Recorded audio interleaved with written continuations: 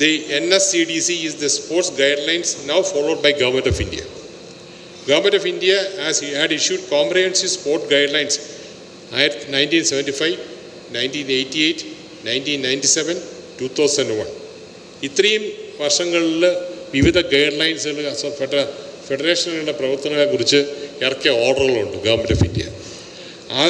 അതിനുശേഷമാണ് after 2001 certain major initiatives are taken by Government of India such as Declaration of NSF. നേരത്തെ ഞാൻ പറഞ്ഞ പോലെ Declaration of NSF availing government as public authority under the Right to Information Act of 2005. Introduction of annual recognition to national sports federations. അതായത് ഈ നേരത്തെ പറഞ്ഞ നാല് guide ലൈൻസിന് പുറമെ ഗവൺമെൻറ് 2011 ഓരോ ഘട്ടങ്ങളിലായിട്ട് ഇറക്കിയ ഓർഡറുകളാണ്. ഒന്ന് റൈറ്റ് ടു ഇൻഫർമേഷനകത്ത് ഉൾപ്പെടുത്തി നാഷണൽ ഫെഡറേഷനുകൾ. 2 സാധാരണഗതിയിൽ നാഷണൽ ഫെഡറേഷനുകൾക്ക് അംഗീകാരം കൊടുത്തുകൊണ്ട് 4 കൊല്ലത്തിൽ ഒരിക്കുകയാണ്. അത് മാറ്റിയിട്ട് ഇപ്പോൾ എല്ലാ കൊല്ലവും ആക്കി. ഓരോ വർഷവും ഓരോ ഫെഡറേഷൻസ്, അതായത് ഗവൺമെൻറ് ഓഫ് ഇന്ത്യയിൽ നിന്ന് ഗ്രാൻറ്റ് മേടിക്കുന്ന ഫെഡറേഷനുകൾ എല്ലാ വർഷവും ഗവൺമെൻറ് ഓഫ് ഇന്ത്യയുടെ അംഗീകാരം മേടിച്ചിരിക്കണം എന്നുള്ള ഒരു നിയമം അപ്പോഴാണ് കൊണ്ടുവന്നത്. Implementation of age and tenure limits in respect of office bearers of NSF. National sports ഫെഡറേഷൻ്റെ ഓഫീസ് ബെയറേഴ്സിൻ്റെ വയസ്സിൻ്റെ കാര്യത്തിൽ ഒരു റെസ്ട്രിക്ഷൻ കൊണ്ടുവന്നു, ടെന്യൂറിൻ്റെ കാര്യത്തിൽ റെസ്ട്രിക്ഷൻ കൊണ്ടുവന്നു. ഇത് 2011 സംഭവിച്ചത്. Notification of NADA anti doping rules നിർബന്ധമാക്കി. ഈ ആൻറ്റി ഡോപ്പിംഗ് നിയമം വളരെ നിർബന്ധമാക്കിയത് 2011 ശേഷമാണ്. Introduction of guidelines for prevention of age fraud in sports. അതായത് പല ഏജ് ഗ്രൂപ്പ്, അതായത് സീനിയേഴ്സ് അല്ല, ജൂനിയർ, സബ് ജൂനിയർ, യൂത്ത് ചാമ്പ്യൻഷിപ്പുകളിൽ വളരെ തരത്തിലുള്ള കള്ള സർട്ടിഫിക്കറ്റും ഏജിൻ്റെയൊക്കെ പ്രശ്നം ഉണ്ടാകുന്നതിനെതിരായിട്ട് ഒരു റെസ്ട്രിക്ഷൻ കൊണ്ടുവരിക. അതനുസരിച്ചാണ് സർട്ടിഫിക്കറ്റ് കൊടുക്കുന്ന കാര്യത്തിലൊക്കെ ഗവൺമെൻറ് റെഗുലേഷൻ കൊണ്ടുവന്നു. Prevention of sexual harassment in sports, അതും ഒരു നിയമത്തിലൂടെ കൊണ്ടുവന്നു. Holding of fair and transparent elections in national sports federations. അതിനുശേഷമാണ് ഒബ്സർവർ, ഈ 2011 ശേഷമാണ് ഫെഡറേഷൻ്റെ ഇലക്ഷനും മറ്റും ഗവൺമെൻറ് ഓഫ് ഇന്ത്യയുടെ ഒബ്സർവർ നിർബന്ധമാക്കിക്കൊണ്ടുള്ള ഉത്തരവ് വന്നത്. Amalgamating all the above guide lines initiatives, Government of India introduced comprehensive code entitled National Sports Development Code of India 2011. ഇതെല്ലാം ചേർത്തുകൊണ്ടാണ് 2011 ഇങ്ങനൊരു code കൊണ്ടുവന്നത്. This NCDC actually confined to the functioning of National Sports Federation. ഇപ്പോൾ അതിനകത്ത് ഒരിടത്തും തന്നെ state യൂണിറ്റ്സിനെ കുറിച്ചോ district യൂണിറ്റ്സിനെ കുറിച്ചോ അത് പറയുന്നില്ല. ഇത് നാഷണൽ ഫെഡറേഷൻസ് ആണെന്നാണ് പറഞ്ഞിരിക്കുന്നത്. But still there are doubts whether it is applicable to the associates of NSF or not. ഇപ്പോഴും അത് താഴെ കിടക്കില്ല, അത് അസോസിയേഷൻ ഉണ്ടോ ഇല്ലതാണ്.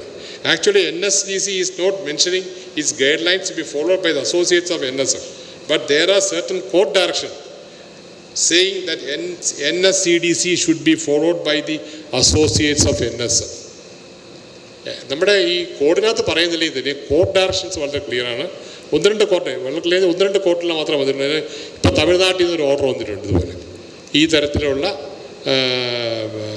ഈ നാഷണൽ സ്പോർട്സ് ഡെവലപ്മെൻറ്റ് കോഡ് എല്ലാ അസോസിയേറ്റ്സ് തന്നെ പറയുന്നുള്ളൂ. സ്റ്റേറ്റ് യൂണിറ്റ്സോ ഡിസ്ട്രിക്ട് യൂണിറ്റ്സോ പറയുന്നില്ല. നാഷണൽ ഫെഡറേഷൻ്റെ അസോസിയേറ്റ്സ് വളരെ ക്ലിയറാണ്. നാഷണൽ അസോസിയേഷൻ, സ്റ്റേറ്റ് അസോസിയേഷനും ഡിസ്ട്രിക്ട് അസോസിയേഷനും തന്നെയാണ്. 2022 ഡൽഹി ഹൈക്കോടതി സംബന്ധിച്ച കോടതി ഉത്തരവ്. The order also says that the tenure limit is applicable not only to the office bearers but also to the EC members of NSF. ഇതാണ് ഞാൻ നേരത്തെ പറഞ്ഞത്.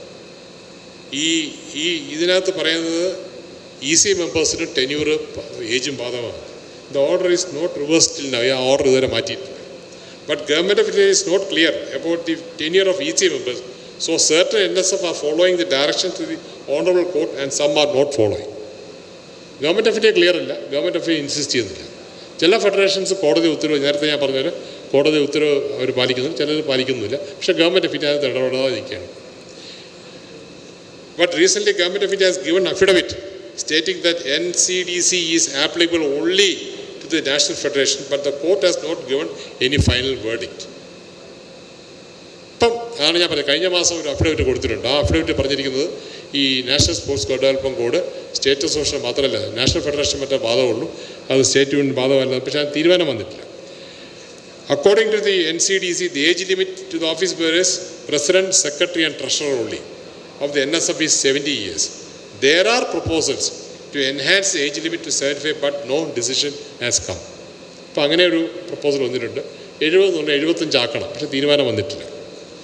Regarding the tenure of office bearers, അതാണ് നോക്കേണ്ടത്. Regarding the tenure of office bearers, the president of the National Federation can hold office for a maximum period of 12 years with or without a break. എന്താണ് പറയുന്നത്? The secretary and the treasurer of NSF may serve a maximum of 12 successive years, term of 4 years each, after which a minimum cooling period of 4 years to seek fresh election to either post. അതാണ് ഇപ്പോൾ ഇത്രയും കാര്യങ്ങളാണ് national sports കോഡിനകത്തുള്ള വളരെ പ്രധാനപ്പെട്ട വിഷയങ്ങൾ. ഇനി ഇതിനകത്ത് നമ്മൾ ശ്രദ്ധിക്കേണ്ടത് വെച്ചാൽ ഈ നാഷണൽ സ്പോർട്സ് ഡെവലപ്മെൻറ്റ് കോഡിന് ഫെഡറേഷൻസ് കൊടുത്തിരിക്കുന്ന ഗൈഡ് ലൈൻസ്, നിങ്ങൾ ഇന്ന കാര്യങ്ങൾ ഫോളോ എന്ന് പറയുന്ന പല കാര്യങ്ങളുണ്ട്. അത് നാഷണൽ ഫെഡറേഷൻസ് ഫോളോ ചെയ്യണമെന്നുണ്ടെങ്കിൽ അവരുടെ സ്റ്റേറ്റ് യൂണിറ്റ്സ് ഫോളോ ചെയ്യേണ്ട കാര്യങ്ങൾ പറഞ്ഞിട്ടുണ്ട്. അവരുടെ സ്റ്റേറ്റ് യൂണിറ്റ്സ് എങ്ങനെ ഫോളോ ചെയ്യണമെന്നുള്ളത് എടുത്ത് പറയുന്നില്ലെങ്കിലും ഒരു നാഷണൽ ഫെഡറേഷൻ പ്രവർത്തിക്കണമെന്നുണ്ടെങ്കിൽ ഇന്ന കാര്യങ്ങൾ ചെയ്യണം. സ്വാഭാവികമായിട്ടും അത് ചെന്ന് നിൽക്കുന്നത് സ്റ്റേറ്റ് അസോസിയേഷനിലേക്കാണ്. നമ്മൾ ആരും ശ്രദ്ധിക്കാതെ പോവുകയാണ്. എല്ലാ സ്റ്റേറ്റ് അസോസിയേഷൻ്റെ മുകളിലും ഗവൺമെൻറ് ഓഫ് ഇന്ത്യക്ക് അറിഞ്ഞോ അറിയാതെയോ ഒരു അധികാരമുണ്ടെന്ന് മനസ്സിലായിക്കൊണ്ട് അത് ഫെഡറേഷൻസ് ഇൻസിസ്റ്റ് ചെയ്യാത്തതുകൊണ്ടാണ് നമ്മളിപ്പം പല അസോസിയേഷൻ ബുദ്ധിമുട്ട്. ഇപ്പം ഞാൻ മനസ്സിലാക്കുന്നത് ഹോക്കി, സ്വിമ്മിങ് പോലുള്ള പല അസോസിയേഷനുകൾക്ക് അത് ബാധകമാക്കിയിട്ടുണ്ട്. അതനുസരിച്ച് പ്രവർത്തിക്കുന്നത്. പക്ഷേ ചില അസോസിയേഷനുകളൊന്നും തന്നെ ചെയ്തു തുടങ്ങിയിട്ടില്ല. അത് ഈ ഒരു സ്പോർട്സ് ഗവേണൻസ് ബില്ലോടുകൂടി വരാൻ സാധ്യതയുണ്ട്. ഈ പറയുന്ന എക്സിക്യൂട്ടീവ് കൗൺസിൽ മെമ്പേഴ്സ് ഒഴിവാക്കി ഓഫീസ് ബെയറേഴ്സ് എന്ന് പറഞ്ഞത് അത് പ്രസിഡന്റ്, സെക്രട്ടറി, ട്രഷറർ എന്ന കാര്യത്തിൽ ലിമിറ്റ് ചെയ്യാനുള്ള ഒരു ധാരണയായിട്ടുണ്ട്.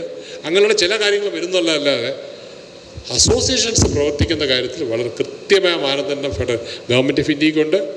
അത് ഇപ്പോൾ ഇദ്ദേഹം ഞങ്ങളിവിടെ മന്ത്രിയായിട്ട് സംസാരിച്ചപ്പോൾ തന്നെ അദ്ദേഹത്തിൻ്റെ സംസാരത്തിൽ നിന്ന് മനസ്സിലായി, ഇനി ഒരു നാഷണൽ ഫെഡറേഷൻ പ്രവർത്തിക്കണമെന്നുണ്ടെങ്കിൽ അവരുടെ കീഴിലുള്ള സ്റ്റേറ്റ് അസോസിയേഷൻ എങ്ങനെ പ്രവർത്തിക്കണം എന്ന് കൃത്യമായിട്ട് അത് അവർക്ക് ഡയറക്റ്റായിട്ട് പറയാൻ പറ്റാത്തത് സ്പോർട്സ് സ്റ്റേറ്റ് സബ്ജക്റ്റായിട്ട്. പക്ഷേ ആ ഗൈഡ് ലൈനകത്ത് കൃത്യമായിട്ട് വരും. ഒരു സ്റ്റേറ്റ് അസോസിയേഷൻ, അതായത് ഇപ്പോൾ അതിനകത്ത് 1-2 പ്രപ്പോസലാണ്. അതായത് ഇപ്പം നിങ്ങൾക്കറിയാം, പോപ്പുലർ അല്ലാത്ത പല ഗെയിമുകളും ഇന്ന് നാഷണൽ ഫെഡറേഷൻ അംഗീകാരം കൊടുക്കുന്നത് ഗവൺമെൻറ് ഓഫ് ഇന്ത്യ. പക്ഷേ അവിടെ ഒരു ഗവൺമെൻറ് ഓഫ് ഇന്ത്യ ഒരു റെസ്ട്രിക്ഷൻ കൊണ്ടുവന്ന് ഒരു പ്രപ്പോസൽ വന്നിട്ടുണ്ട്. 2/3 ഒരു ഇന്ത്യയിലെ 2/3 സ്റ്റേറ്റുകളിലുള്ള കായിക ഇനങ്ങൾ മാത്രമേ നാഷണൽ ലെവലിലുള്ള ഒരു കായിക ഇനമായി പ്രഖ്യാപിക്കുന്ന അംഗീകാരം കൊടുക്കാൻ പാടുള്ളൂ എന്നുള്ള സജഷനുണ്ട്. ഈ പറഞ്ഞ പോലെ ഏജിൻ്റെ കാര്യത്തിൽ ഒരു പുനർചിന്തനമുണ്ട്, ടെന്യൂറിൻ്റെ കാര്യത്തിലുണ്ട്. അതുപോലെ തന്നെ നിങ്ങൾക്ക് എല്ലാവർക്കും ഓൾറെഡി മിക്കവാറും എല്ലാവരും ഈ കായിക താരങ്ങളുടെ രജിസ്ട്രേഷൻ സംബന്ധിച്ച് വളരെ കൃത്യമായിട്ട് ഒരു ഗൈഡ് ലൈൻ ഫോളോ ചെയ്യുന്നുണ്ട്. ഈ കായിക താരങ്ങൾ നിർബന്ധമായിട്ടും എല്ലാ ഫെഡറേഷൻ്റെയും ഡിജിറ്റൽ പ്ലാറ്റ്ഫോമിൽ രജിസ്റ്റർ ചെയ്ത് അവരുടെ ഡാഷ്ബോർഡിൽ കയറി രജിസ്റ്റർ ചെയ്ത് എല്ലാവർക്കും UID രജിസ്ട്രേഷൻ ഉണ്ടായിരിക്കുമെന്ന് പറയുന്നത്. ഈ മനസ്സിലാക്കേണ്ടത് ഫെഡറേഷൻസിൻ്റെ ഈ ഡീറ്റെയിൽ ഡാറ്റാസ് മുഴുവൻ ഗവൺമെൻറ് ഓഫ് ഇന്ത്യയുടെ സ്പോർട്സ് മിനിസ്ട്രിക്ക് പോകണമെന്നുള്ള ഓർമ്മ വേണം.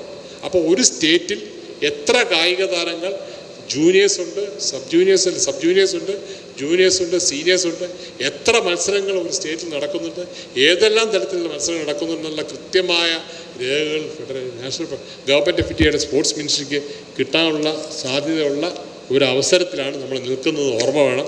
നമ്മൾ പഴയ രീതിയിൽ പണ്ടത്തെ പോലെ ഒരു കായിക രംഗം കൊണ്ടുപോകാൻ പറ്റാത്ത ഒരു സ്ഥിതിവിശേഷത്തിലാണ് കാര്യം നിൽക്കുന്നത്. ഒരു വിധത്തിൽ അത് നല്ലതാണ്, സ്പോർട്സിന് കുറച്ചും കൂടി ഗുണം ചെയ്യും. മറിച്ച് ഇതെങ്ങനെയും തട്ടിക്കൂട്ടി കൊണ്ടുപോകാമെന്ന് ആഗ്രഹിക്കുന്ന ഫെഡറേഷനുകൾക്കോ അസോസിയേഷനുകൾക്കോ പ്രയാസമായിരിക്കും എന്നുള്ള കാര്യത്തിൽ ഒരു സംശയമില്ല. ഇതാണ് അതുമായിട്ട് ബന്ധപ്പെട്ട് എനിക്ക് പറയാനുള്ളത്.